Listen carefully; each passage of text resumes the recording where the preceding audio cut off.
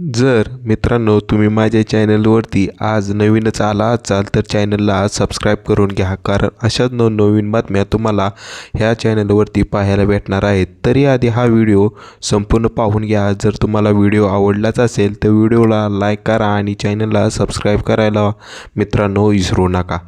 त्या नालायकाने अश्लील फोटो मागितले आणि तिने चक्क पाठवलेही।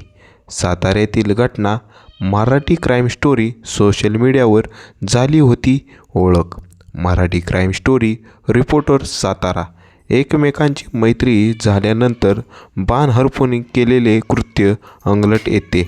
याचा प्रयत्न येथे एका युवतीच्या बाबत आला। सोशल मीडियावरून दोघांची चांगली मैत्री झाली। पुढे या मैत्रिणीने हद्दच ओलांडली।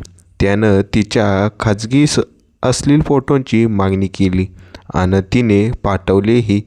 पण जेव्हा या दोघांचं बिनसलं तेव्हा त्यानं तसले फोटो तिचा भाऊ बहीण यांना पाठवले। यावरून संबंधित युवकावर सातारा शहर पोलीस ठाण्यात गुन्हा दाखल करण्यात आला आहे। पोलिसांनी दिलेली माहिती अशी, पीडित तरुणी 24 वर्षाची असून साताऱ्यातील एका शोरूममध्ये ती नोकरी करत होती। काही महिन्यापूर्वी तिची आणि पंढरपुरातील एका तरुणाची सोशल मीडियावरून ओळख झाली होती। त्यानंतर दोघांची चांगली मैत्रीही झाली। भेटीदरम्यान दोघांनी एकत्र फोटोही काढले। मात्र बिनसल्यानंतर त्यानं ते फोटो व्हायरल करण्याची धमकी देऊन तिचे खाजगी अश्लील फोटो मागितले। तिने भीतीपोटी तसले फोटो त्याला पाठवलेही। त्यानंतर त्याच्याकडून होणाऱ्या त्रासाला कंटाळून तिनं त्याचा नंबर आणि इंस्टाग्राम अकाउंट ब्लॉक करून टाकलं।